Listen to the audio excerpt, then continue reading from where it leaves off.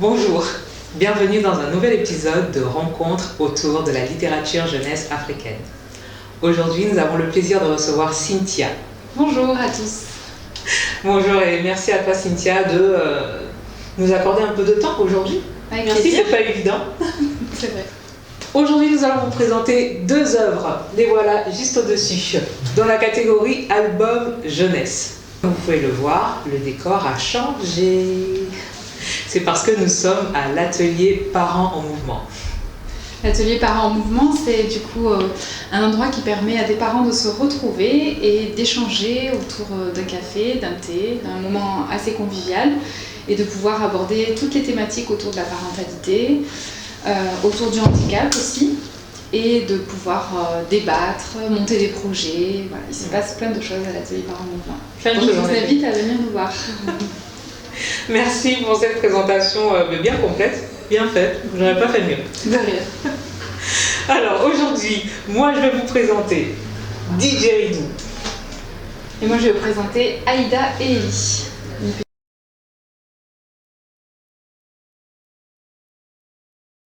La petite série de Aïda et Ellie est une auto-édition qui est écrite et illustrée par Sherifa Tabiou. Donc là, par exemple, c'est Aïda et Ellie fêtent leur anniversaire. Donc Aïda et Ellie, ce sont des jumeaux qui fêtent leurs 3 ans. Donc ils sont accompagnés de leur grande sœur. Et puis là, il y a leurs copains qui viennent pour fêter l'anniversaire. Et dans la même série, donc, nous avons Aïda et Ellie vont à l'aire de jeu. Donc voilà, c'est encore une image de la vie quotidienne en fait, où les enfants sont à l'aire de jeu, s'amusent, tombent, et ensuite rentrent à la maison, dînent. Voilà, je trouve que ça illustre bien la vie quotidienne des enfants de cet âge-là. Du coup, justement, qu'est-ce que tu en as pensé ? Alors moi j'ai beaucoup aimé ces petites séries très faciles à lire. Très bien expliqué et je trouve que les enfants, pour le coup ma fille a 3 ans donc elle a bien pu se projeter, je pense qu'elle s'est bien imagé comment elle pouvait être aussi à cette place-là, d'aller à l'aire de jeu, de s'amuser, de tomber, de fêter son anniversaire avec ses copains.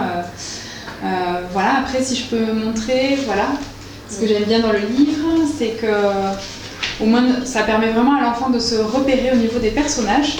Donc là, on a les personnages qui sont présentés, que ce soit la famille, les amis, voilà. Et ensuite, le petit bonus, c'est qu'à la fin du livre, il y a 2 jeux. Voilà, un jeu de cherche et trouve, où il faut trouver un intrus. Et donc dans chaque page, il y a un intrus qui s'est glissé. Donc ça, c'est vraiment au niveau des enfants de 3 ans, au niveau curiosité, c'est génial.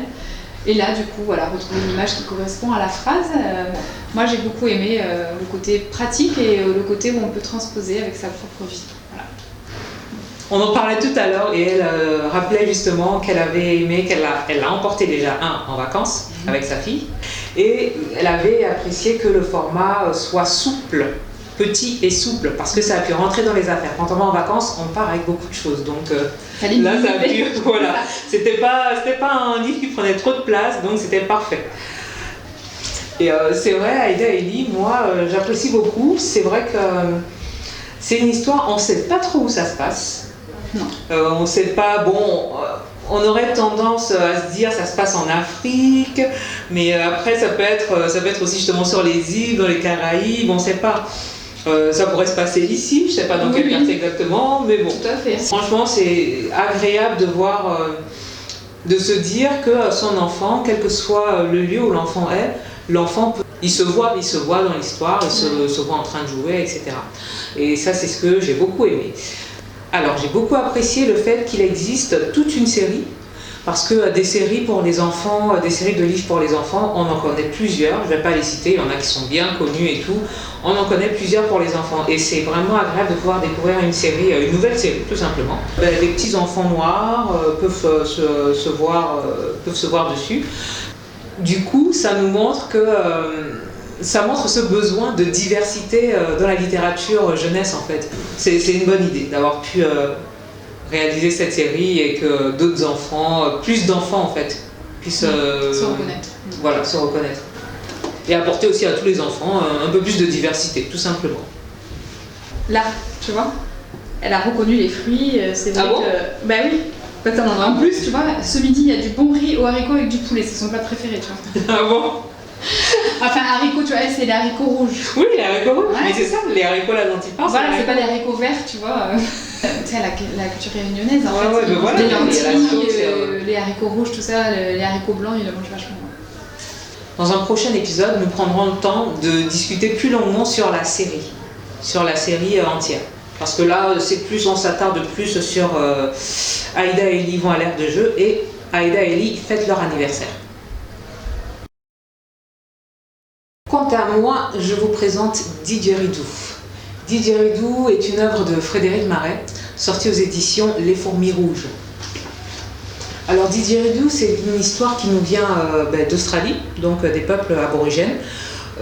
Alors est-ce que la précision comme quoi l'histoire c'est Frédéric Maret qui l'aurait retranscrite ou imaginée, on ne l'a pas. Mais j'ose penser que c'est une histoire qu'il a récoltée, une des différentes histoires que l'on peut trouver parmi les peuples aborigènes. Et en fait, celle-ci nous raconte l'origine du monde chez les aborigènes. Il y a très longtemps, le ciel était bas, très bas, si bas que les animaux et les êtres humains devaient ramper. Les êtres humains ne pouvaient pas se mettre debout et les animaux, par exemple, ne pouvaient pas voler, les arbres ne pouvaient pas pousser, etc. Et c'est un petit garçon qui un jour a trouvé un bâton avec lequel il a pu repousser le ciel. Et en passant, l'histoire nous raconte aussi la naissance d'un instrument de musique qu'est le didgeridoo. Alors moi, je trouvais que c'était un très beau livre qui a vraiment aiguisé ma curiosité parce qu'au début, je me suis dit que ça va être un livre tourné vers l'instrument de musique. Et en fait... C'est ce que tu m'as dit. Voilà. En fait, certes, il en parle, mais qu'à la fin. Donc tout le long, c'est plutôt, en effet, comme tu l'as annoncé, la présentation de comment est né le monde. Est né le monde. Voilà, et j'ai trouvé très beau, très poétique. C'est un livre aussi qui est très original, du fait, voilà, comme vous le voyez, les images sont que avec 3 couleurs et tout le temps dessinées comme avec des points, comme ça. Donc c'est vrai que je pense qu'au niveau visuel, même les enfants ne sont pas habitués. Voilà. Mais en même temps, j'aimais bien le fait que les animaux aient une place d'animaux. C'est-à-dire qu'on ne fait pas parler les animaux. Ils vivent à côté des hommes et ils ont eux aussi les mêmes besoins que les hommes au niveau de la terre. C'est-à-dire qu'eux-mêmes, tant que le ciel était trop bas, ils ne pouvaient pas vivre, se déplacer et vivre comme tel, quoi. Un oiseau qui a besoin de voler, un kangourou qui a besoin de sauter. Et je trouve que c'est très bien expliqué, voilà. Les textes sont courts. Mais en même temps, c'est pas parler de bébé, quoi. Raison de plus, pourquoi tu l'as trouvé poétique, c'est que la beauté en fait du texte vient aussi du fait que le langage est un minimum recherché en fait. C'est ça. Alors quelque chose que j'ai apprécié, c'est que c'est une histoire qui nous vient d'Australie. Et ce qu'on peut faire avec le livre, c'est juste après avoir raconté l'histoire, on peut montrer quelques images qu'on trouve facilement sur internet en tapant didgeridoo. On peut montrer à quoi ressemble l'instrument réellement et le son qu'il fait. C'est vraiment très intéressant pour l'enfant d'être confronté à ça, en fait, de découvrir jusqu'à... Avec Maïssa, spontanément, parce que je me suis dit, elle peut pas imaginer quel son ça fait. Et c'est si nouveau comme instrument, voilà, oui, c'est clair. Donc on a fait pareil, on a mis sur internet et on a regardé et elle a voulu écouter du coup le son du didgeridoo. Et souvent, les enfants, et même pour beaucoup d'adultes, on pense que les Noirs, on les trouve qu'en Afrique. On en trouve aussi en Australie. En Australie, les aborigènes sont les premiers habitants. Mais ce sont des Noirs qui sont loin, très loin, très très loin. Le fait que Frédéric Maret nous rapporte une histoire qui vient de si loin, ça me rappelle que les différents peuples qu'on trouve en Australie, beaucoup d'entre eux disent que leur origine remonte à celle du songe, à celle du rêve. Pour eux, ils viennent du monde du rêve. Et c'est pour ça que leur art aussi, la peinture, les dessins et tout, s'inspire un peu du monde du rêve. Et j'ai beaucoup aimé le fait que Frédéric Maret rapporte tout ça et nous en fasse profiter en fait. Il y a certains peuples comme ça qui racontent leur origine par des histoires un peu, je dirais pas farfelues, mais c'est vrai, des histoires sorties... oui, mais qui font appel à l'imaginaire. Un imaginaire débordant. Voilà. Ouais. Tout un imaginaire, exactement, c'est vraiment ça. Et c'est ce que j'ai trouvé intéressant aussi de raconter de façon poétique aux enfants, parce que c'est aussi une porte ouverte à leur imagination. Ah ben pourquoi pas? Est-ce que le ciel à un moment donné n'était pas en bas et que quelqu'un l'a poussé? Exactement. Voilà. Donc ça, j'ai beaucoup aimé. Ça y est, notre épisode est arrivé à sa fin et j'espère que comme nous, vous aurez apprécié découvrir Didgeridoo de Frédéric Marais et la série Aïda et Ellie de Sherifa Tamiou. Pour toi alors, Cynthia, ça a été une découverte ou tu connaissais déjà un peu? Non, les deux livres, ça a été de la découverte pour moi. Entièrement. Entièrement, belle découverte, merci beaucoup. Ben, génial, génial. Ça c'est vraiment le genre de commentaire de fin que j'adore, que j'aime entendre. Alors ben, merci donc Cynthia pour le temps que tu as pu nous accorder aujourd'hui. Avec plaisir. Et à vous, nous vous disons à bientôt. À bientôt. Au revoir.